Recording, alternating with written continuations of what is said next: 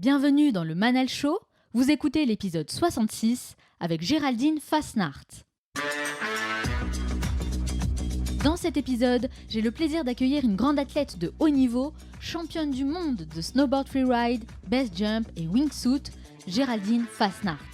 Au-delà de ses performances sportives, son mindset et sa philosophie de vie inspirent des milliers de personnes.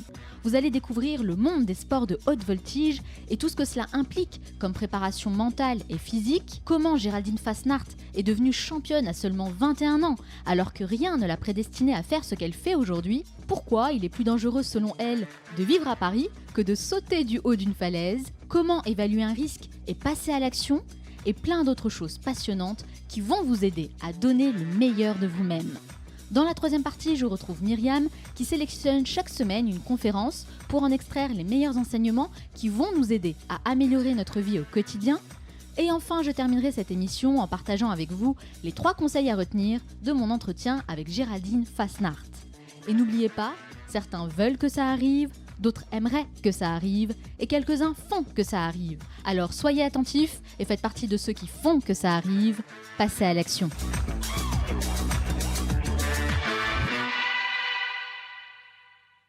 Je reviens d'un voyage qui a été extrêmement enrichissant pour moi et durant lequel j'ai rencontré différentes personnes qui venaient du monde entier. Chaque matin, je participais à des cours de yoga et de méditation et ça m'a permis du coup de me retrouver avec des gens qui sont dans la même démarche que moi, à savoir devenir une meilleure version de nous-mêmes. Alors, j'aurais posé des questions, on va dire que c'est un réflexe que j'ai développé avec ce podcast et je me suis rendu compte qu'une problématique revenait très souvent.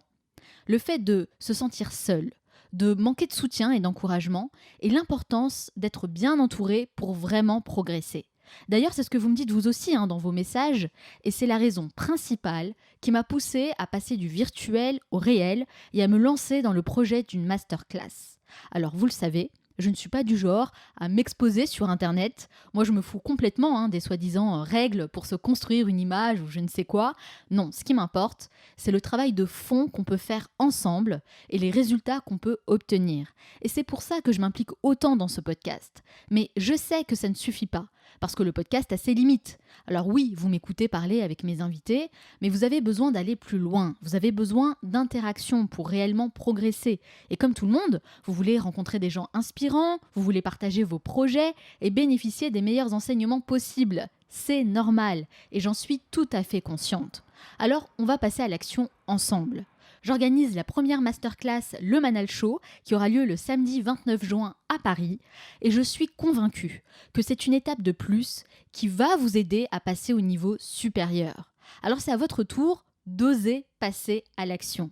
C'est le moment de sortir de votre bulle, de prendre des initiatives et de vous responsabiliser. C'est vrai que cette masterclass me demande beaucoup de préparation, mais ça en vaut la peine. Alors j'espère que vous allez saisir cette opportunité pour venir rencontrer mon équipe, les auditeurs du Manal Show et vivre une véritable expérience qui va vous enrichir à tous les niveaux. Il ne reste plus que quelques places, mais c'est encore possible de réserver la vôtre, alors je vous mets le lien dans la description de ce podcast, ou si vous préférez, vous pouvez aller directement sur le site lemanalshow.com et cliquer sur le bouton Masterclass pour vous inscrire. Moi, je vous donne rendez-vous le samedi 29 juin à Paris. Championne de freeride, cette sportive de haut niveau est devenue en quelques années une référence mondiale avec 11 victoires au Snowboard Freeride World Tour et a remporté 3 fois l'extrême de Verbier qui est considérée comme l'étape ultime de cette compétition. Passionnée par les sports de haute voltige, ce qu'elle aime, c'est sauter dans le vide à travers 3 disciplines qui sont le snowboard freeride, le base jump et la wingsuit. La montagne est devenue son terrain de jeu favori et malgré ses risques et ses défis, elle s'émerveille encore et toujours devant la pureté de ses éléments. Elle a une approche très particulière des sports dits extrêmes avec une belle philosophie qui la pousse à prendre conscience de ses limites, vivre le moment présent et à être en totale communion avec la nature.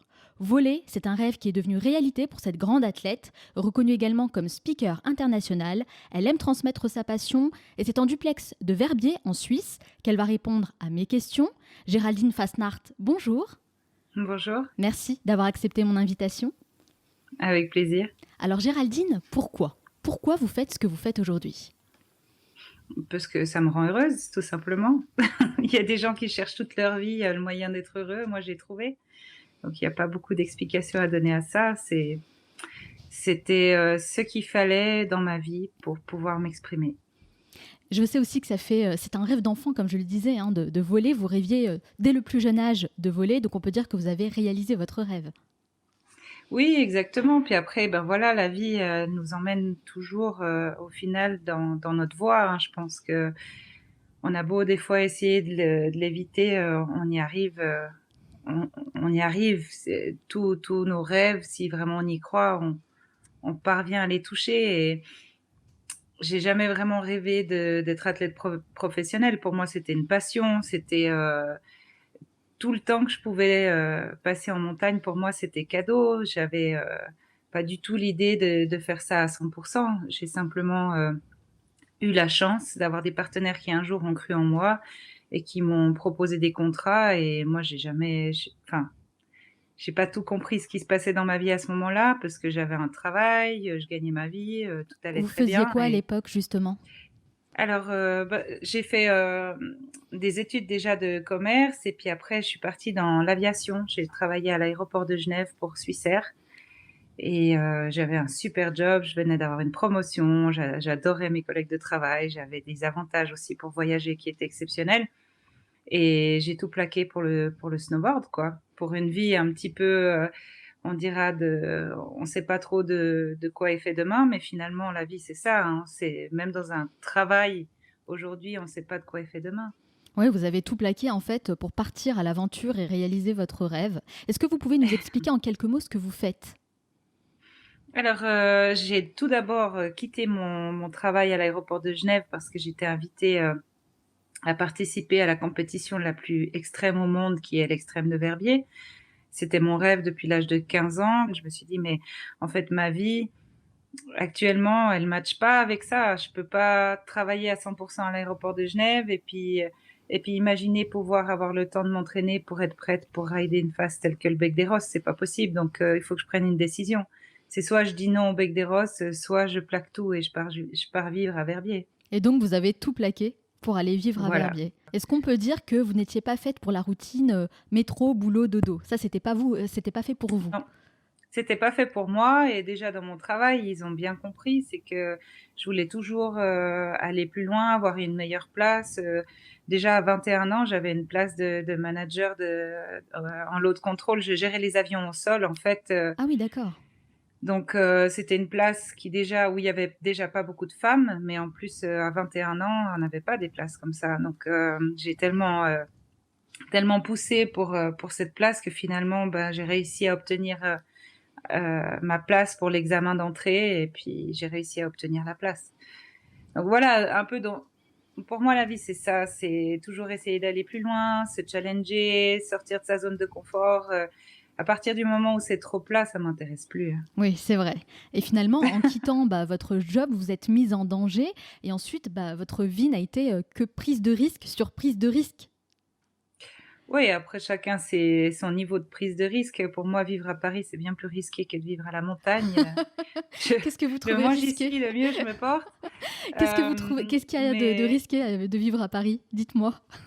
alors déjà, il y a trop de monde, c'est étouffant, après il y a trop de voitures, il y a trop de trafic, les gens qui voyagent en moto ou en scooter à Paris, je salue, mais je j'oserais jamais faire ça. Enfin, c'est Ah vu sous cet angle, je comprends mieux, en effet.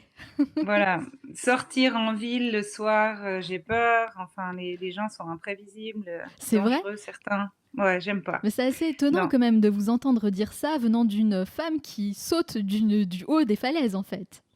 Ouais, mais la nature, elle est noble et elle est pure, pas comme les humains, Vous c'est trouvez pas que la c'est même moins chose. risqué?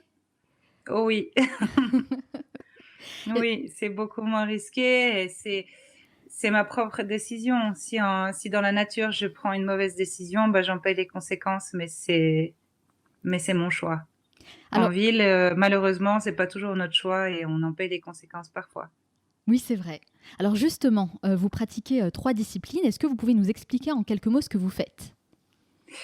Alors je fais du snowboard tout simplement. Je fais de la montagne en fait l'été et l'hiver c'est surtout du snowboard pour, aller tracer des lignes avec mon snowboard, je dois grimper au sommet des montagnes qui m'intéressent, donc c'est forcément de l'alpinisme couplé au snowboard, freeride. Et l'été, j'ai envie de continuer à dessiner des lignes sur les montagnes et du coup, vu qu'il y a plus de neige, eh ben, j'utilise ma wingsuit. Alors Voilà. c'est quoi la wingsuit justement? La wingsuit, c'est une combinaison avec des ailes qui me permet de voler. Si on peut mettre une image là-dessus, je suis un écureuil volant qui saute des montagnes et puis qui plane à plus de 3,5 de finesse maintenant. Donc ça veut dire que pour 1000 mètres de chute verticale, je parcours 3500 mètres de distance. Donc aujourd'hui, on peut dire en wingsuit, on vole vraiment. Alors que quand j'ai commencé en 2001, donc il y a 18 ans, la wingsuit, on disait qu'on sautait, on chutait à une finesse de 1. Donc pour 1000 mètres de chute, on parcourait à peine 1000 mètres de distance. Et là, on a plus que triplé cette performance. Ce qui veut dire qu'en termes de performance, si on compare aux parapentes, on a dépassé les premiers parapentes de l'époque. Alors si je comprends bien, finalement la combinaison wingsuit, bah, ça permet de voler un peu c'est comme un peu la peau d'un écureuil qui permet de faire des sauts en longue distance. C'est bien ça. Voilà, ouais. Alors Géraldine, quand on fait référence au base jump et à tous les sports de haute voltige, hein, même la wingsuit, on parle de sport extrême. Mais vous réfutez complètement ce terme, vous préférez parler de sport engagé. Pourquoi? Oui, c'est un sport engagé. Sport extrême, tout le monde utilise ce mot à toutes les sauces. C'est ridicule. Pour moi, extrême, ça sera justement de passer une soirée à Paris et puis de traverser un quartier ou de me faire monter sur une moto à Paris. C'est totalement extrême pour moi. C'est quelque chose qui sera pas possible, où je serai hors de ma zone de confort, où j'aurai absolument aucun plaisir et j'aurais peur, quoi. Ce qui pourrait être le cas pour quelqu'un qui voudra peut-être sauter d'un pont ou sauter en parachute. Et chacun a sa propre définition de l'extrême finalement. Voilà. C'est simplement un mot qui a été posé sur notre discipline par les gens qui connaissent pas la discipline et tout simplement vu que c'est quelque chose qui est encore peu connu, encore assez nouveau et encore parce que le base jump est quand même vieux. Hein. Le premier base jumper, il a quand même sauté de la Tour Eiffel en 1912, donc c'est pas un nouveau sport. D'ailleurs, le premier qui a sauté de la Tour Eiffel, il s'est raté quand même. Hein. Ah bah ouais, c'est clair que vu qu'il n'avait pas de parachute, il y avait des chances qu'il n'arrive pas à rester vivant. Donc finalement, les fous, c'est peut-être ceux qui restent dans leur zone de confort et qui restent dans leur petite routine sans prendre de risques. Après, voilà, je trouve que catégoriser des gens qui font des disciplines comme je fais de fous, je trouve que c'est déjà un manque de respect ou une mauvaise connaissance. Après, ben voilà, moi je m'en fous personnellement. Mais on peut dire quand même que Je fais ce que j'aime. on peut quand même dire que ce sont des disciplines qui restent dangereuses.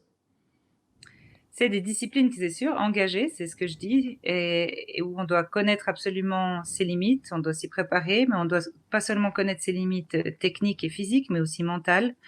On doit absolument bien connaître son terrain. On évolue dans la nature, donc les conditions changent tous les jours. C'est pas parce que aujourd'hui on voit sur un site internet que tel et tel skieur a été faire tel et tel sommet que demain il sera bon et qu'il y aura les mêmes conditions de neige.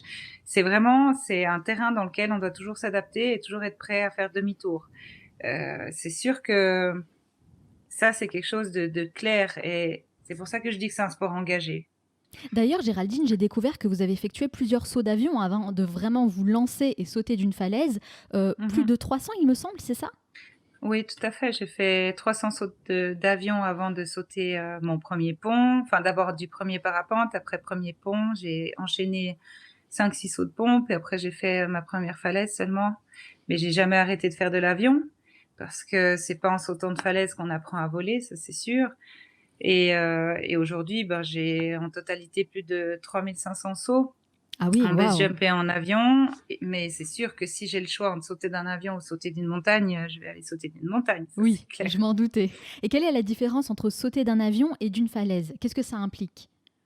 Sauter d'un avion, tout simplement, ben, on a un vent relatif sur lequel on peut s'appuyer tout de suite à 120 km/h parce que l'avion il avance.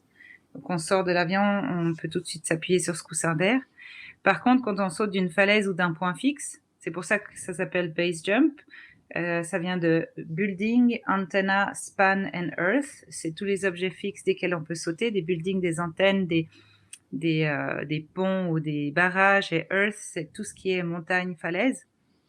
Il y a pas de vent relatif. On doit très, très bien connaître la balance de son corps pour pouvoir s'appuyer gentiment sur l'air, parce que les 3-4 premières secondes, on tombe et ensuite quand on commence à s'appuyer sur l'air, on commence à avancer, mais on doit vraiment avoir une bonne balance pour pas partir trop la tête en avant, trop de côté et cetera et on parle beaucoup, de pliage de parachute, qu'il faut qu'il soit bien fait pour pas avoir des problèmes à l'ouverture. Mmh. Oui, c'est clair que c'est bien, mais 60 à 70 de du pliage du parachute, du pardon, 60 à 70 de la position du corps à l'ouverture fait l'ouverture du parachute, c'est pas le D'accord. pliage. Ah d'accord, OK. Et comment Mmh est-ce mh. que vous vous préparez vos sauts? Concrètement, vous faites quoi avant chaque saut? Bah, ça commence au pliage, je me concentre quand je plie mon parachute, je fais un petit peu attention à tous les points d'usure, je regarde que tout soit parfait. Je change ce qu'il faut changer si tout d'un coup il y a un point d'usure sur une petite partie de mon parachute ou autre, ou sur mon harnais. Après je choisis, le saut que je veux aller faire le lendemain ou, le soir et puis je décide quel wingsuit je vais utiliser ou parce que maintenant on a tellement de tellement de jouets différents, donc je décide à ce moment-là, qu'est-ce que j'attache sur mon harnais, comme wingsuit par rapport aux performances que je veux, par rapport au saut que je vais voler et puis après, ben, la météo, je la regarde une dizaine de fois par jour, enfin voilà, la météo, c'est le site, je pense, que je visite le plus souvent de ma vie. Ouais, j'imagine. Ouais, en fait, il y a une vraie Donc voilà. préparation. Et comment vous choisissez les lieux d'où vous voulez sauter? Bah, ça Quels va sont vos dépendre de la critères, en météo. fait? Bah, typiquement aujourd'hui, il y avait du vent en altitude, il y avait des nuages un peu en basse altitude sur des terrains un peu humides, donc il fallait trouver une falaise, qui puisse, être au soleil assez tôt le matin, avec, pas trop de relief humide autour, donc pas trop de forêt, pas trop d'herbe et cetera pour pas que ça condense et que ça forme des Et nuages donc vous avez sauté et aujourd'hui? puis ouais, j'ai fait 2 sauts ce matin. Bon, bah, normal, vous faites un saut avant de faire une interview, c'est assez original. Mais Ah, écoutez, j'ai fait d'autres moi je vais trucs à la encore piscine avant. avant de faire l'interview, voilà. Ah, j'ai été encore un peu faire du vélo après. Et du vélo Mais, en plus. oui, parce que disons que le base jump, c'est bien, mais physiquement, il faut s'entretenir aussi. Ouais, j'imagine. Donc je fais beaucoup de fond, donc du travail en basse fréquence. Vous avez une routine Heu, sportive pour vous aider à vous oui, entraîner? oui, parce qu'en fait, ben et en freeride et en base jump, mon corps il soit il travaille en très, très basse fréquence parce que voilà, je me concentre et cetera. Soit au moment où je suis prête à voler et je vole ou au moment où je ride ou quand je monte, mon cœur, il bat vraiment fort. Donc il y a pas vraiment d'entre-deux et mon médecin m'oblige à vraiment m'entraîner en très basse fréquence pour que je sois pas sujette à avoir des problèmes cardiaques Mmh. et que j'ai aussi un entraînement de fond qui soit bon pour la récupération. Et Donc quel ça, je type fais beaucoup. d'exercice vous faites du coup? C'est plus de la C'est, cardio, c'est de quoi? la marche ou du Ouais, vélo. En général, je fais du vélo, mais en très basse fréquence, à 106 de pulse, d'accord. pendant 1 heure, 3 fois par semaine. Donc ça me permet d'avoir un bon fond pour avoir vraiment la caisse. Après, ben, c'est, des entraînements, beaucoup du gainage. C'est surtout du gainage que je fais, donc pas mal aussi de yoga, pas mal de marche en montagne. Surtout, en été, c'est de la marche, en hiver, c'est de la peau de phoque. Et puis autrement, c'est, l'alimentation, super important aussi. Quel type d'alimentation vous avez? Du chocolat. OK, je m'attendais pas à ça. Non, moi, je pars du principe que pour que son corps soit heureux, on doit pas le frustrer, Ouais, donc je suis quand complètement j'ai envie de d'accord. chocolat, je m'en prive pas. En plus, le chocolat suisse, c'est le meilleur, hein. Ouais, j'en ai pas mal, ouais, on est pas mal. Il y en a des bons en France aussi, Ouais. mais c'est vrai qu'on est pas mal. Et hem mais sinon, j'ai une alimentation de base quand même qui est super équilibrée avec, beaucoup de légumes, beaucoup de bonnes choses, beaucoup de fruits. Tous les matins, mon jus de citron avant le petit déjeuner, des oléagineux pendant la journée, de la viande, 2 à 3 fois par semaine, enfin, j'essaie vraiment de manger super équilibré et puis par rapport à l'endroit où je me trouve et aux saisons, en fait. Comme là, je viens de rentrer de Norvège, donc envie de plein de poissons. Oui, oui, oui, mais en tout cas, l'alimentation, c'est clair que c'est important. Vous avez un vrai régime d'athlète, de sportif de haut niveau. Donc oui, vous avez Mmh. un vrai mode de vie, en tout cas, qui vous permet de pratiquer tous ces exercices. Alors, il y a une part de préparation physique qui est très importante, bien sûr, mais j'imagine aussi qu'il y a une grande part de préparation mentale. Vous faites quel type d'exercice pour vous préparer mentalement? Je fais pas vraiment des exercices, mais je dirais, il y a beaucoup de gens qui parlent de méditation et tout, enfin moi la méditation c'est la montagne quand je suis en montagne et que je marche pendant des heures et que je cherche à atteindre un sommet, que je cherche ma ligne dans la face, que j'ai préparé à l'avance, que j'ai visualisé, où je me suis préparée avec le matériel et cetera. C'est ma méditation. Donc je suis dans ma bulle quand je suis en montagne, je suis heureuse d'être là, je suis dans mon élément donc finalement, je dirais que j'ai dû apprendre pour, entraîner mes jeunes parce que j'entraîne des jeunes aussi pour la compète de freeride, Mhm. à expliquer comment je fonctionnais, mais je le faisais, systématiquement, automatiquement. Je m'étais jamais vraiment posé la question Oui, pour vous, c'était et naturel. pour moi, c'était naturel et puis maintenant, bah, j'arrive à un peu l'expliquer, j'arrive aussi à leur apprendre et une fois que j'arrive au sommet de la montagne et ben, de réussir à comprendre vraiment le mode de fonctionnement que j'ai trouvé pour pouvoir me mettre dans ma bulle où j'arrive à visualiser complètement la ligne que je vais voler ou que je vais rider Ouais, c'est ça et justement que qui m'intéresse, cette ouais. phase de concentration qui précède le saut. Est-ce que vous avez des rituels pour ça? Alors c'est, déjà, profiter du paysage là-haut, prendre un petit moment, un petit break pour moi, reprendre des forces, bien boire parce que le corps, il doit être vraiment, parfait quoi. On ne doit pas avoir de crampes en l'air, c'est pas possible, ça peut être catastrophique même. Donc, bien boire, bien manger. Puis après une fois que mon corps a repris, de l'énergie, préparer mon matériel, bien m'équiper, faire les derniers points check un peu, comme avant de décoller avec un avion, quoi. On a toujours les mêmes rituels et puis après, la petite minute, avant de partir, ben là, je suis complètement, dans mon monde et puis, c'est ma minute à moi où là, je me refais dans ma tête, la ligne. Je sais exactement, à quel endroit je vais passer. Je refais exactement le mouvement que je vais faire au départ avec mon pied d'appel et je pars.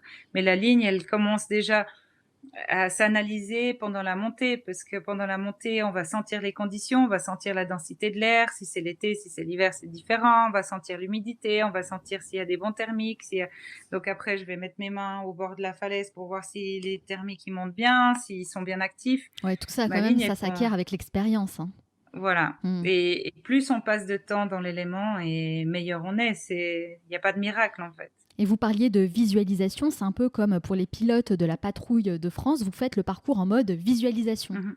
Exactement, ouais et c'est la même chose en freeride, on fait la même chose, le bec des roses typiquement, on n'a pas le droit de rider la face avant l'événement, donc on a le droit d'être au pied de la montagne, on doit regarder la face, trouver une ligne qui nous inspire, bam, bam, bam, bam, bam. Quand on l'a trouvée, on monte à pied au sommet de la face et on doit la réaliser. On peut pas rider la face avant. Alors, dans votre métier, Géraldine, vous devez impérativement apprendre à gérer le risque. C'est un facteur omniprésent dans ce que vous faites. Donc, concrètement, comment vous faites pour évaluer un risque? Alors, typiquement, bah, je vais prendre un exemple encore une fois de la moto à Paris. Pour moi, c'est un risque inconsidéré, non contrôlé. Donc, voilà, je ne le fais pas et en montagne, voilà, mes limites, ça va être moi tout simplement. Est-ce que par rapport à mon niveau technique, physique du moment, parce qu'en début de saison, on n'est jamais aussi affûté qu'en fin de saison. Il y a des périodes de vie où on a moins le temps de s'entraîner, où il y a des périodes de la vie où il y a des choses qui vont très bien, moins bien. Ben, c'est jamais pareil. Ben, c'est quoi Donc on doit justement un réussir. mauvais jour pour vous pour sauter? Sur quels paramètres vous vous fixez? Alors, bon, ça peut tout simplement être une mauvaise météo, donc là, je vais Oui, pas aller sauter. basique. Après, si la météo est parfaite, mais que c'est, par exemple, moi qui ai mal dormi et puis je me réveille et que je suis hyper fatiguée, ben, je vais pas, aller faire un saut, de 4h30 de marche, pour être complètement, raide au sommet et puis faire un mauvais vol et pas l'apprécier. Et comment vous Donc je l'évaluez vais ça? ah bah, je le sens le matin, je me réveille, j'ai pas dormi de la nuit, je suis fatiguée, j'ai pas la pêche, bah, je change de plan, puis Mmh. il y en a assez des montagnes. Elles vont pas partir comme ça. Je vous pose la question, Géraldine, parce que, bah, comme tout le monde, j'imagine que vous avez des moments où ça va et des moments où ça va moins bien, ce qu'on appelle les up and down, hein. Bon, nous, les moments où ça va moins bien, on doit quand même aller au travail et même si ça se passe pas forcément bien avec les collègues, bah, on va dire que les conséquences sont assez minimes pour nous. Alors que pour vous, c'est différent. Les risques sont beaucoup plus élevés et les conséquences peuvent être fatales. Donc comment vous arrivez à identifier ces moments-là? Ben, je pense pas que je vais mourir à chaque saut, hein, autrement j'aurais déjà arrêté depuis longtemps, c'est absolument pas ça. Heu, Ok, alors prenons un exemple. Imaginons que vous vous êtes disputé avec quelqu'un. Bon, vous n'avez pas le mmh moral au top, hein. Est-ce que vous vous interdisez de sauter ce jour-là? Ça peut arriver, ouais. Ça peut arriver que même j'ai pas envie d'aller en montagne, ou tout simplement, je mets mes baskets et puis je vais courir autour de la maison, voilà, parce que j'ai pas envie d'aller, parce que j'aurais pas la tête à analyser les conditions, ou j'aurais pas la tête à être bien dans mon vol. Donc, si je suis pas bien, je préfère juste mettre mes baskets puis aller courir pour me vider la tête. En fait, vous êtes très à l'écoute de votre corps et de votre esprit. Ouais, c'est super important. Je suis aussi pilote d'avion. Je pense que voilà, si je vais pas voler mon avion quand j'ai des soucis plein la tête et tout. J'ai besoin d'être dans mon truc. J'ai besoin de déjà rien que quand je prépare mon plan de vol. Bah là, c'est la même chose. Quand je prépare mon plan de vol pour aller sauter en wingsuit ou ma trajectoire pour aller faire du snowboard, je dois pouvoir analyser bien la situation, bien les conditions. Autrement, si je suis pas dedans, bah il y a pas de raison d'y aller, quoi. Il y a un grand sens en fait des responsabilités. Est-ce que vous pensez qu'on devrait faire pareil dans notre vie, un peu dans tous les domaines en fait? Je pense, oui. Et je pense que malheureusement aujourd'hui, avec l'influence des Américains, voilà, plus personne veut être responsable de rien, et Qu'est-ce que vous voulez je dire pense que par c'est là? un souci, un gros souci général, ouais. Qu'est-ce que vous voulez dire par là avec l'influence des Américains? Bah, que qu'il faut toujours un responsable pour tout et puis que dès Mmh. qu'il y a un problème, on prend un avocat, enfin voilà, Oui, plus en fait, on se personne est responsabilise plus. on se déresponsabilise complètement. Il Ouais, faut toujours un totalement. coupable alors que voilà, quand on fait quelque chose, ben, il y a des conséquences et puis il faut les assumer et puis c'est tout. Et je pense que, la montagne pour ça, c'est un super cadeau, c'est une belle école de vie. Alors malgré toute la préparation qu'il peut y avoir, évidemment, vous n'êtes pas à l'abri d'un accident, hein. Vous le dites vous-même d'ailleurs. C'est arrivé à l'un de vos proches. Est-ce qu'on peut en parler? Bah, j'ai perdu plein de proches encore, hein, la semaine dernière. Je voilà, ça arrive régulièrement, je perds des proches, bah, là, j'ai encore un ami qui m'a annoncé ce matin qu'il a chopé un cancer. Ben, on perd tous des amis, en plus, voilà, maintenant j'ai 38 ans, c'est des choses qui se passent dans la vie, Oui. soit par accident, soit par maladie. On va tous partir d'une manière ou d'une autre. Après, oui, je dis que même avec toute la préparation que j'ai, je suis pas à l'abri de faire une erreur et je reste une humaine comme tous les autres. Et j'espère que j'en ferai pas et j'essaye vraiment de me préparer et de faire en sorte de faire les choses le mieux possible pour pas que ça m'arrive. Mais tout le monde fait la même chose aussi au volant de sa voiture, mais il y a des accidents aussi tous les jours. Moi, mon objectif, c'est vraiment d'apporter de la valeur aux gens qui nous écoutent. Et ce que je veux, c'est vraiment transmettre votre expérience et votre rapport justement au risque, à la prise de risque, à la peur. Parce que, bah, comme vous le disiez, dans nos vies, on n'en prend pas assez. On est souvent dans notre zone de confort, dans notre petite routine. Et on a l'impression que tout ce que les autres font, bah, c'est difficile, c'est dangereux. Alors que vous le disiez vous-même, ce qui est dangereux justement, c'est de rester dans ce qu'on sait faire et de ne pas prendre de Mmh. risques. Donc c'est vraiment ce Mais on est message que je veux. conditionnés.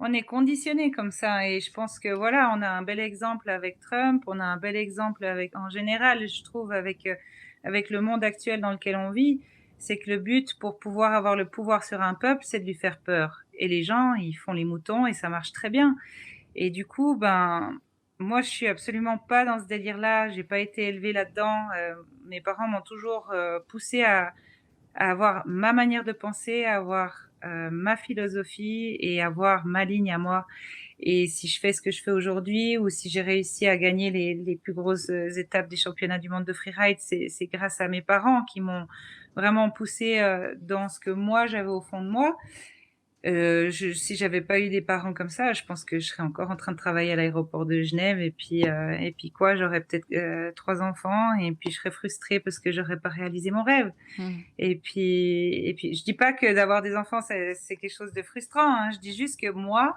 ça aurait pas été possible. Je pense que aujourd'hui que je suis heureuse dans ma vie de couple, que j'ai grandi aussi, que j'ai pu me réaliser, c'est quelque chose qui me rendrait heureuse aussi. Et cette manière, je trouve, de fonctionner générale de la population où justement on a peur et il faut pas sortir de sa zone de confort, et Mmh. ben ça a été conditionné par plus haut, quoi, et c'est dommage. Ouais, c'est vrai, c'est très présent dans notre société et vous savez, les gens qui écoutent ce podcast me disent très souvent qu'ils s'empêchent en fait de faire des choses parce qu'ils ont peur. Peur d'échouer, peur de mal faire. Et c'est pour ça que votre approche est vraiment très intéressante. Donc si vous pouvez apporter ne serait-ce qu'un déclic pour certains d'entre eux, bah alors là, vraiment, on aura tout réussi. On aura réussi au moins à apporter quelque chose, en tout cas avec ce podcast. Ben, j'espère en tout cas, mais c'est moi quand je me pose des questions, souvent j'essaye de faire le pour et le contre en me disant: «Mais» en anglais ça marche mieux qu'en français, Oui, c'est dites-le, pas de souci. what can possibly go wrong? Oui. Et et on fait le pour et le contre. Si j'essaye, qu'est-ce que je risque? Mais si j'essaye pas, est-ce que je vais le regretter? Peut-être que je Et risque plus, en fait. Je risque gros. voilà. Parce que Et le je regret, risque c'est de horrible. finalement, cette frustration qui sera terrible à supporter, de me dire: «Mais j'ai jamais osé essayer et maintenant c'est trop tard». Et ça, c'est une chose avec laquelle je pourrais pas supporter de vivre. Et c'est la question que ma maman m'a posée au moment où je lui ai dit: «Qu'est-ce que je fais? J'ai l'invitation pour l'extrême de Verbier, mais je pourrais pas coupler ça avec mon travail. Je vais être obligée soit de dire non à l'extrême de Verbier, soit de quitter mon travail. Qu'est-ce que je fais?»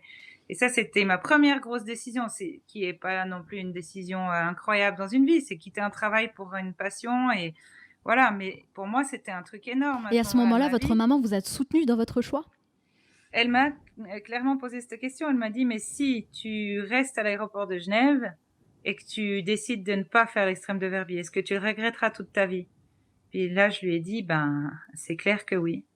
Et elle m'a elle m'a regardée, elle a rigolé, elle m'a dit: «Bah, tu as la réponse à ta question. Ouais, c'est important, Alors hein, d'avoir alors l'entourage quand même qui pourquoi?» soutient. Tout le monde n'a pas cette chance. Non, alors par contre, à contrario, mon papa, lui, alors il a été, terrible. C'est Mais, vrai? ouais, mais terriblement bon dans le sens où s'il avait pas été comme ça, je pense que j'aurais jamais gagné. Et il a été tellement dur, il m'a carrément fermé la porte au nez, il m'a dit que si je me plantais et que enfin, en tout cas, que je pouvais pas venir toquer à sa porte si j'avais plus d'argent ou j'avais plus de logement ou que j'avais plus rien, quoi. Que c'était juste, il faisait un trait sur moi, quoi. Il a fait un trait sur moi. Mais du coup, c'était vraiment violent. Mais je Ouais, pense que j'imagine. s'il l'avait pas fait, j'aurais pas été autant, portée, je dirais, par une force de réussir, quoi. Ouais. Ouais, ça vous a vraiment poussé à donner le meilleur de vous-même pour réussir. Pour lui prouver Voilà. justement que c'était la bonne décision. Pour lui prouver que c'était pas aussi, je dirais un coup de tête de gamine de 21 ans qui pète un plomb, tout d'un coup parce qu'elle s'est dit: «Ah mais moi je veux faire du snowboard, je quitte mon job et puis je vais rien faire». J'avais trouvé un job, enfin même 2 boulots pour pouvoir, assumer mon loyer et mes frais parce que je travaillais dans une agence de voyage tous les après-midi pour pouvoir m'entraîner le matin, tous les matins. Et puis tous les soirs, je faisais encore des extras dans une pizzeria parce que ça me suffisait pas pour vivre et j'ai pas eu besoin du soutien de mes parents, quoi. C'était pas du tout ça le but. Puis quand il a vu que j'ai réussi à non seulement m'en sortir financièrement, mais en plus gagner, cette saison-là toutes les compétitions que j'ai faites, c'était le premier à pleurer au bas du bec des roses et puis à me dire qu'il était désolé. Mais je pense que ma victoire, elle revient bien sûr aussi à ma maman qui m'a aidée de prendre ce choix beaucoup, mais aussi à mon papa qui a été vraiment dur, mais qui a été juste. Ouais, en tout cas, vous étiez focus sur votre objectif. Et moi, je me Oui, dis que justement, c'est souvent lorsqu'on est au pied du mur qu'on réussit à faire de grandes choses. Et Je pense, ouais. j'aimerais faire le parallèle justement avec les entrepreneurs. Je sais qu'il y a beaucoup d'auditeurs qui entreprennent des projets, qui nous écoutent. Et souvent, j'ai constaté que quand on se lance dans l'entrepreneuriat, les 2 premières années, on se la coule douce parce qu'on touche le chômage, les assédiques, voilà. On pense qu'on a le temps, en fait, de créer son projet, de le mener à bien. Et passer ces 2 ans, là, on commence à avoir un peu plus de difficultés. Et c'est quand vraiment on est face à ce challenge qu'on arrive à faire de grandes choses. Oui, ça je pense, ouais. Bah, c'est clair que quand tout va bien, on se pose moins de questions, hein. Donc c'est bien aussi de voilà, se challenger et se forcer vraiment à être au pied du mur pour réussir à se Ça je pense, surpasser. ouais. Ouais, vous avez raison, ça je pense aussi. Alors j'imagine que ce type de discipline permet de se forger vraiment un mental d'acier, un mental à toute épreuve. Et, est-ce que ça vous sert dans d'autres aspects de votre vie aujourd'hui? Oui, je pense que c'est un tout. Je pense que c'est la vie en général aussi. C'est clair que la discipline aide à avoir, parce qu'on doit prendre des décisions qui sont drastiques, hein. C'est pas je saute ou je saute pas, ou je saute peut-être, ou je descends cette pente, mais je suis pas sûre si l'avalanche elle part pas, etc. Non, c'est oui j'y vais, non j'y vais pas, les conditions elles sont pas bonnes, Apprendre, basta quoi. apprendre à prendre des décisions justement, à Voilà, on doit trancher. prendre des décisions, on doit s'y tenir ou prendre des décisions parallèles en disant bah on descend pas là, mais on descend là parce que les conditions elles sont comme ça. Ou aujourd'hui on monte pas plus haut parce que c'est pas bon. Enfin voilà, on doit être vraiment fort, hein, on doit avoir un caractère fort. Et alors qu'est-ce que vous aimez faire quand vous ne sautez pas? Manger du chocolat. J'adore profiter de la vue de chez moi là parce que j'habite au-dessus d'une vallée magnifique. J'ai la vue sur le massif du Mont Blanc. Enfin voilà, c'est là où je vis, c'est juste un endroit extraordinaire, c'est un petit paradis. On le dit tous les jours, on se lève et on dit qu'on est au paradis. On le disait encore ce matin quand on allait sauter avec mon pote. Voilà, Est-ce des que vous choses aimez simples. les choses simples? Est-ce que vous aimez voyager? J'adore voyager, ouais. J'adore voyager, j'adore apprendre des autres cultures aussi et parler d'autres langues. Et est-ce qu'il vous arrive de sauter durant vos vacances? Oui, oui, bon là, les dernières vacances, c'était, bah là on était, non là on était juste à Stockholm pour voler dans une soufflerie, mais le week-end dernier, mais là, ouais, les dernières vacances où j'ai sauté, c'était quoi, l'Espagne, la Guadeloupe, ouais, ça c'est des. Mais après, des fois quand je décide de faire des vacances, je prends pas toujours un parachute avec, mais s'il y a un aérodrome ou s'il y a une falaise, ouais, je serais frustrée de pas sauter quoi quand même. Ouais, j'imagine. Et j'ai vu une vidéo très impressionnante du haut du Burj Khalifa, vous savez, à Dubaï. Est-ce que vous l'avez déjà fait? Non, parce que ouais, en fait, en ville, il faut des autorisations, donc il faut être invité pour sauter. Et le prince ne m'a pas encore invité à Ah, sauter pas avec lui encore, du ok. Burj Khalifa. D'accord. Alors, si le prince Mais écoute voilà, ce voilà, si podcast, le prince vous écoute, attendez volontiers, l'invitation. je viens quand il veut. Ça me plairait, c'est un joli building. Ouais, c'est Mais clair. sinon, en building, j'ai été invitée à sauter la Jinmao Tower à Shanghai. Ah oui. La Fernsehturm de Düsseldorf. Là, on va retourner en Chine, mais pas pour sauter des buildings, mais dans des montagnes dans le Xiamen. Pas dans le Xiamen, dans le Tianmen, pardon. Tianmen. Le Xiamen, c'est en Éthiopie, mais Oui. le Tianmen, c'est en Chine. Tiamen. Mhm. Euh, et puis, après, l'autre building, mais ça, c'était. J'ai sauté la Tour Eiffel, mais au milieu de la nuit. Mais ça, c'était pas Sans autorisé. autorisation, Voilà. c'est vrai? Ouais, Alors, mais il y a c'était longtemps. comment? Bah, c'était génial parce qu'en fait, ouais, je trouve que la Tour Eiffel, c'est un des plus beaux monuments du monde. Et puis, j'avais jamais eu la chance de monter au sommet de la Tour Eiffel pour regarder la vue. Donc, déjà, rien que de voir la vue au sommet de cette tour magnifique au milieu de la nuit, c'était juste génial. Ouais, ça doit être une super Et expérience. puis, ouais, c'était génial. Mais bon, c'était il y a longtemps. C'était en 2004 ou 2005, donc ça date. Est-ce que vous avez une vidéo de ça? On peut voir ce saut? Bah, Non? à l'époque, les GoPro n'existaient pas. Ouais. Donc, on a essayé de faire quelques photos, mais bon, les iPhones non plus n'existaient pas. Donc bon, en tout cas, Et c'est une puis, expérience que bon, vous gardez en mémoire, voilà. voilà, exactement. Parfois, c'est bien Et aussi d'avoir ses propres souvenirs sans forcément les partager avec tout le monde. voilà, Mm. exactement. Et puis, vu que c'est un saut qui est interdit, je vais Oui. éviter d'en faire la promotion. Alors, aujourd'hui, Géraldine, vous ne faites plus de compétition, c'est bien ça? Mmh. Mais vous continuez de sauter, alors comment vous faites pour financer tous ces sauts? Alors, j'ai arrêté la compétition en 2010, donc ça fait, 9 ans, Mmh. et tout simplement parce que j'ai demandé à mes partenaires de pouvoir faire des projets. J'ai gagné tout ce que je voulais gagner, j'ai même plus gagné que ce que je voulais gagner et puis maintenant je veux faire des expéditions, quoi.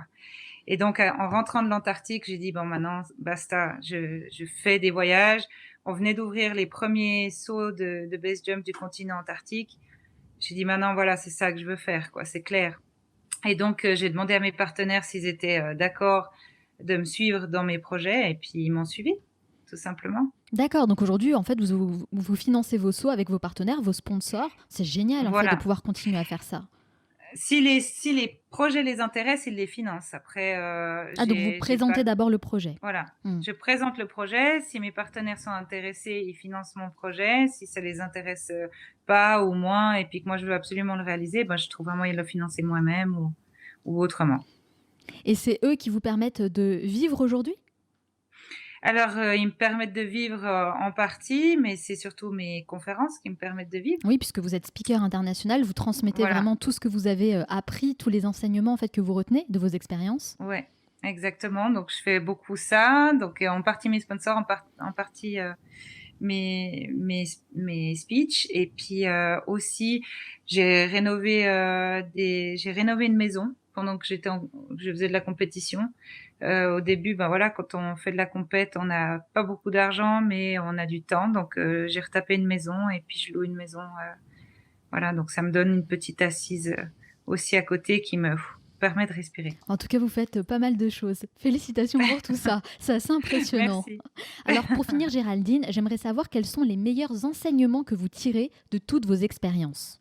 Que finalement dans la vie, que finalement la vie est bien faite et que ce qui doit arriver arrive et que même si parfois on se pose des grosses questions sur le pourquoi, du comment et pourquoi est-ce que ça arrive, au final, même si on pense que c'est injuste, bah, il y a toujours une raison et cette raison, on la comprend pas toujours tout de suite, mais la vie est pleine de surprises et d'ailleurs, j'ai encore sorti ça hier à une copine. C'est comme dans Forrest Gump, il dit: «La vie, c'est comme une grosse boîte de chocolat, on sait jamais sur quoi on va tomber» Oui. et c'est vrai et c'est juste et je pense que si on arrive à prendre les choses avec le sourire le plus possible et ben, on a que des choses bien qui en ressortent. Bon, en tout cas, c'est bien dit, c'est vrai, on peut pas tout maîtriser dans la vie, mais Non. une chose est sûre, c'est qu'avec le recul, bah, on se rend compte vraiment que toute épreuve a une signification et a un bien, en fait, pour nous. Mmh. Merci beaucoup Géraldine Fasnart d'avoir répondu à toutes mes questions, mais ce n'est pas totalement fini. À la fin de chaque interview, je pose une série de questions rafales. Il faut répondre le plus spontanément possible, hein, sans trop réfléchir. Ça dure une Mmh. minute 30. Est-ce que vous êtes prête? Je suis prête. C'est parti. Quelle est la première chose que vous faites en vous levant le matin? Une salutation au soleil face à la vallée, face à la vue depuis chez moi. Quelle personne admirez-vous le plus? Oh ma maman! Quel est le dernier livre que vous avez lu?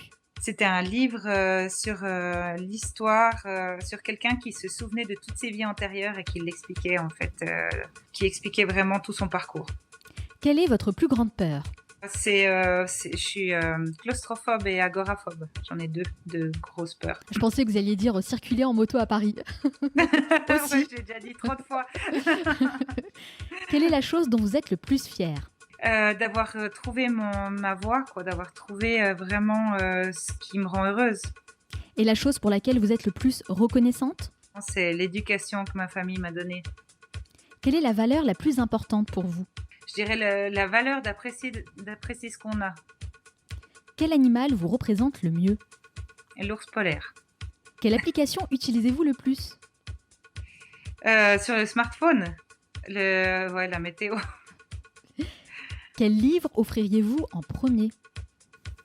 Le Petit Prince, Quel est l'endroit où vous aimez aller pour vous ressourcer?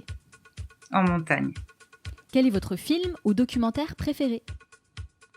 Va, vis et deviens, mais il me fait pleurer tout le temps. Quelle est la mauvaise habitude dont vous aimeriez vous débarrasser? Mauvaise habitude, ouais, mais bon, c'est un avantage dans mon sport, mais c'est vrai que dans la vie de tous les jours, des fois, c'est je calcule trop, quoi. Je suis trop tout le temps, je dois tout maîtriser. Quelle est la chose à laquelle vous croyez et que les autres considèrent comme une folie? Bah, je pense qu'on a plusieurs vies, je pense que les esprits ne disparaissent pas, c'est juste une enveloppe, l'enveloppe, mais tous les gens qu'on a perdus, ils sont là, en fait. Donc je vis avec plein de gens. Si vous disposiez de 100 euros et pas un euro de plus, dans quoi les investiriez-vous? 100 €, un vol en soufflerie? Ouais, pas mal. Pour vous, quelle personne incarne le mieux le mot réussite? J'ai le nom de Leonardo da Vinci qui me vient dans la tête, mais parce que c'était un grand rêveur et il en a fait rêver plein d'autres, en fait. Et pour moi, c'est de réussir à faire rêver d'autres personnes pour les inspirer à faire des choses. Je trouve que c'est une belle réussite. Si vous pouviez inviter la personne que vous voulez à votre table pour un déjeuner, hein, n'importe qui limite, qui choisiriez-vous? Patrick Dempsey, Qu'est-ce qui vous plaît le plus dans ce que vous faites aujourd'hui? le fait que je me lève tous les matins avec le sourire. Et ce qui vous plaît le moins? Disons que j'ai pas d'horaire et que parfois, ben, je peux pas voir ma famille ou mes amis quand je veux et voilà. Selon vos proches, quelle est votre plus grande qualité? Je suis loyale, on peut compter sur moi. Et selon vous, quel est votre plus grand défaut? Ouais, justement, je veux tout contrôler. Donc des fois, c'est pénible même pour moi. Quelle est la dernière chose que vous faites avant de dormir? C'est de faire un bisou à mon chéri. Merci beaucoup Géraldine Fasnart d'avoir répondu à toutes mes questions et d'avoir partagé toutes vos expériences. Alors, je tiens quand même à souligner que je ressens une certaine sérénité, un grand calme dans votre voix depuis le début de notre entretien. Donc moi, je suis convaincue maintenant que de circuler en voiture à Paris est bien plus stressant que de sauter du haut d'une falaise. Ça, c'est clair, vous en êtes la preuve vivante. Ça, c'est bien possible, ouais. En tout cas, je ne verrai plus Paris de la même manière. Merci Non, ni la encore. Tour Eiffel. Ni la Tour Eiffel, c'est clair. Merci beaucoup Géraldine. Alors si on Merci veut à en vous. savoir davantage sur vous et sur ce que vous faites, où peut-on vous retrouver? Sur mon site, c'est géraldinefasnard.com ou sur les réseaux sociaux, c'est aussi Instagram ou Facebook. J'ai ma page athlète sur Facebook qui est aussi Géraldine Fasnard ou Instagram, c'est pareil. Alors moi, bien sûr, je partage toutes les références sur le site lemanalshow.com. Merci Ok. encore Géraldine Merci à Fasnard. vous. Je vous souhaite beaucoup de succès dans tous vos futurs projets. Merci à vous aussi. À bientôt. Salut Myriam. Salut Manal. Comment ça va aujourd'hui? Ça va super bien, c'est toujours un réel plaisir de retrouver la team du Manal Show, donc voilà, on est au Eh beau bien, fixe. écoute, plaisir partagé, je suis ravie. Alors j'ai hâte de savoir de quelle conférence tu vas nous parler aujourd'hui. Eh bien aujourd'hui, on va apprendre à se foutre la paix avec l'expert en méditation et l'auteur du livre Foutez-vous la paix, Fabrice Midal. Je vais donc partager avec vous quelques tips de notre muse du jour pour lutter contre l'un des démons de notre temps, la pression. Alors, la pression, elle n'est jamais très loin, hein, on va être honnête. On s'impose des contraintes, même avec nos loisirs qu'on planifie et nos moments détente pendant lesquels on ne se détend jamais vraiment. Alors ici, notre but, hein, notre idée, ça va être d'abandonner la contrainte et le contrôle. Oui, même si je pense personnellement qu'il faut un minimum d'organisation quand même pour mener, je dirais, une vie saine. Complètement d'accord, Manal. Aujourd'hui, on va simplement apprendre à ne pas abuser de la contrainte et à arrêter de juger nos expériences. Ok, très bien. Alors, quelle est la première étape pour relâcher la pression? Eh bien, tout simplement, hein, et ça c'est une idée que j'ai déjà partagée maintes et maintes fois dans le Manal Show, pardon, tout simplement en lâchant prise. Cessez de méditer par exemple, ne faites rien. La méditation, ce n'est pas se contraindre à obéir à des règles qu'un coach va vous fixer, c'est vraiment décider de vous approprier ce moment pour tout simplement vous retrouver. Donc si pour vous, vous détendre, c'est tout simplement rester sur le canapé à regarder le plafond, faites donc ceci. Mais attention, hein, se foutre la paix, ça ne veut pas dire qu'il faut procrastiner et ne rien faire et laisser le temps nous filer entre les doigts. Hein. Alors, il faut savoir que procrastiner, c'est un mot assez à la mode. Oui, qui Et revient là, beaucoup, c'est vrai. énormément. Et là, avec Fabrice Vidal, ce qu'on va tenter de faire, c'est essayer de se détendre sans pour autant perdre le contrôle sur notre quotidien. Par exemple, l'idée, c'est vraiment d'arrêter, de remettre les choses à plus tard, d'accepter le mouvement en arrêtant de se poser mille et une questions. Car il faut savoir que ce qui nous pousse à procrastiner le plus souvent, c'est le doute, c'est l'idée qu'on ne veut pas se confronter à une difficulté parce qu'elle nous fait peur et parce qu'on a peur de ne pas être à la hauteur. Là, on arrête de se poser des questions et on fonce. Oui, c'est vrai. En général, quand on procrastine, c'est qu'on essaye de fuir quelque chose. On ne le fait pas forcément de manière consciente, on le fait de manière inconsciente. Alors que décider de se foutre la paix, là, c'est différent. Parce que ça veut dire qu'on choisit consciemment de le faire. Donc, finalement, il n'y a aucun sentiment de culpabilité. Aucune culpabilité et que de la liberté. On entre dans la vie, comme le dit si bien Fabrice Midal. Vouloir se présenter sous son meilleur jour, par exemple, ou tenter d'être toujours calme, toujours sage. Alors, pour ceux qui ne le sont pas naturellement et qui sont d'un tempérament un peu plus extravagant, un peu plus vivant, c'est aussi se contraindre à quelque chose qui ne nous ressemble pas. Donc, on ne se fout pas la paix. Alors, par exemple, l'idée aussi de penser que tout dépend de nous, c'est ce qui nous empêche d'agir. Se foutre la paix, c'est accueillir l'audace sans arrière-pensée, éliminer la mauvaise pression et les attentes. En tout cas, c'est très intéressant comme façon de voir les choses. J'aime bien, moi, l'idée d'accueillir l'audace et de lâcher prise. J'aime bien ça aussi. Et personnellement, lâcher prise, c'est aussi ce qui m'a permis, dans ma vie de tous les jours, de sauter à pieds joints dans la vie. Abandonner mon master en communication, par exemple, a été une vraie expérience pour moi. J'étais complètement flippée à l'idée de sortir des carcans pour poursuivre mon rêve, qui était de devenir journaliste. Et pourtant, tu l'as fait. Et pourtant, je l'ai fait et je ne le regrette pas. Et c'est ça qui est essentiel. Ne pas regretter de faire les choix les plus audacieux. Autre choix audacieux que j'ai fait récemment en partant en Tunisie, faire du quad pour la première fois. Et je vais pas. Alors, c'était comment ? C'était incroyable, d'autant plus que j'ai fait ça dans les champs tunisiens, sous la pluie, en plein orage. Donc, j'ai juste cru mourir. Mais j'ai adoré ce moment plein d'adrénaline. Finalement, t'en tires du positif. Que du positif. C'est bien, t'as osé, t'as eu l'audace de le faire. Ouais, et je suis pas peu fière de moi. Et toi, justement, Manal, quels choix audacieux t'ont aidé à avancer dans la vie ? À vrai dire, j'ai fait preuve d'audace à plusieurs reprises dans ma vie, tant sur le plan personnel que professionnel, parce que figure-toi que j'ai rapidement compris qu'il ne faut rien attendre de personne et qu'il faut aller chercher par soi-même ce dont on a vraiment envie. Un exemple concret, ce podcast. Le Manal Show, c'était un choix audacieux de ma part, mais c'est certainement l'un des plus beaux projets que j'ai réalisé jusqu'à aujourd'hui. Et en fait, pour moi, faire preuve d'audace, c'est retrouver un certain enthousiasme. Et c'est retrouver aussi l'excitation du début, tu sais, qu'on perd. C'est le fait de retrouver cette excitation du début le plus souvent possible.